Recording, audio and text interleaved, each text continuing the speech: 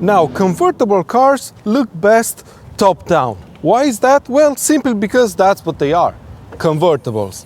And the fact that they have a roof, so to speak, from cloth is just a way for the manufacturers to tell you that we gave you something that's gonna help the rain to not fall on your head, basically, right? And most of the time, they are an afterthought, but not so much in the case of the Spyder, because have a look at this.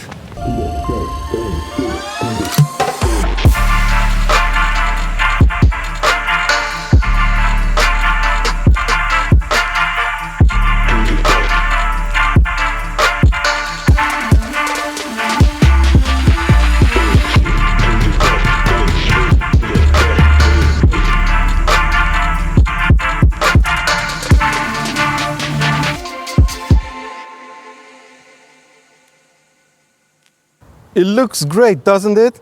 And how about this spec, right? Aren't you tired of seeing GT4s and Spyders in silver or yellow or red with black alloys? Yeah, me too. How about this one? The paint to sample Brewster green paint job with silver alloys. Now let me walk you through this spec in a bit more detail.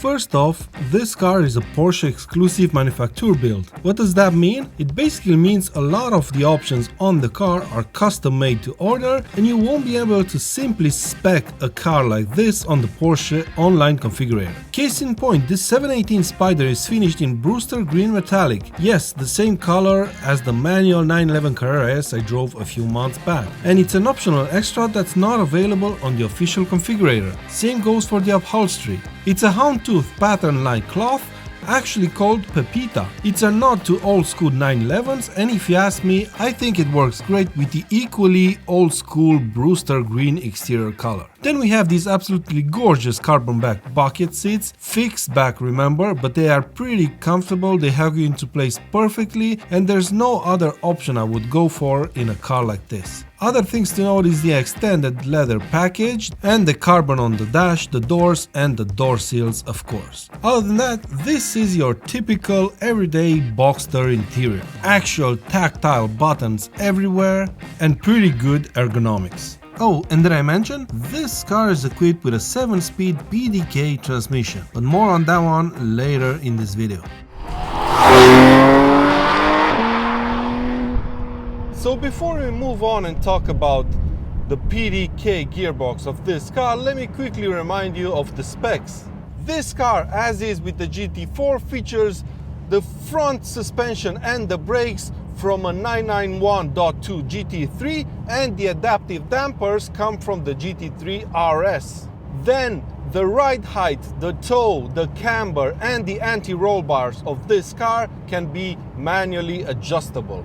In the middle sits proudly a 7-speed PDK transmission, which we'll talk about later on in this video, and right behind me we have a 4-liter naturally aspirated petrol engine that can produce 420 horsepower and 420 newton meters of torque. And like I've said in my previous videos with GTS 4 liters and the manual Spyder I drove last year, this is not an engine coming from the GT3, despite many people claiming that.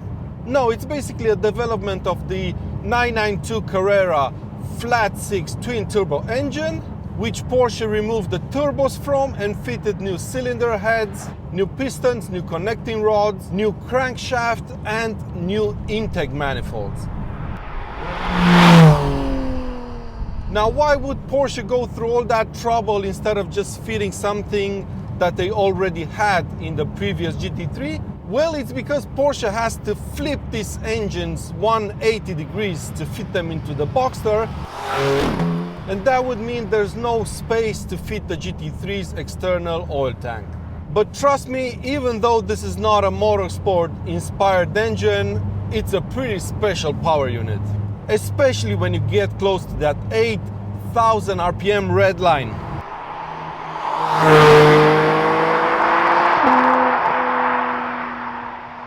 And this is where the PDK shines. Listen to those shifts.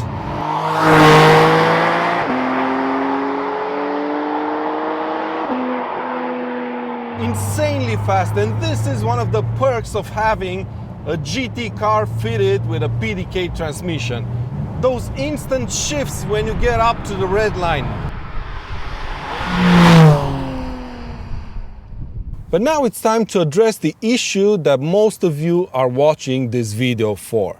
Does the PDK solve the gear ratio issue of the manual car?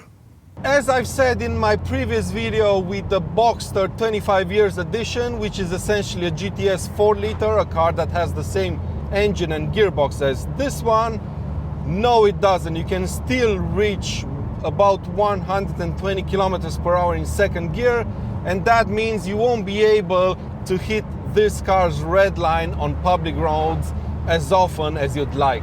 But does that take away from the driving experience? No, not really. It's still an incredibly fun car to drive. It's really quick and it sounds amazing for a 2021 OPF car. I adore cars like this, I really do, built by people you can clearly tell love driving and that really know how to set up a sports car for the road from factory. Remember, the 17 Spyder and GT4 for that matter come equipped with Michelin Pilot Sport Cup 2 tires, and this car doesn't have any driving modes. Like I've said, they come already properly set up from factory. And let me tell you, the tires on this car are absolutely amazing. I remember driving a 17 Spyder last year in mid-October, below 7 degrees weather outside, and they worked flawlessly. You quickly build up temperature and they grip incredibly well. But my favorite part is how progressive they are and how much feedback they provide. You feel so confident pushing this car hard as you always feel what the grip level of the tire is. Such a joy driving this car.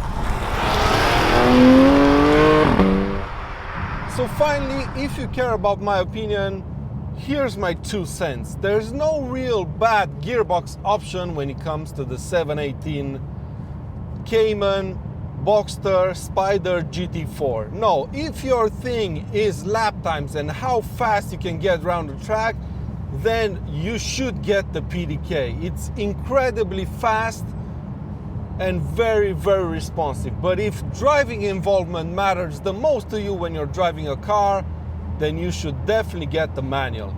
It's one of the best out there on the market right now. But that's been it for today's video, my friends. I really hope you've enjoyed it. Please give it a thumbs up if you have, and make sure you're subscribed for plenty more videos to come.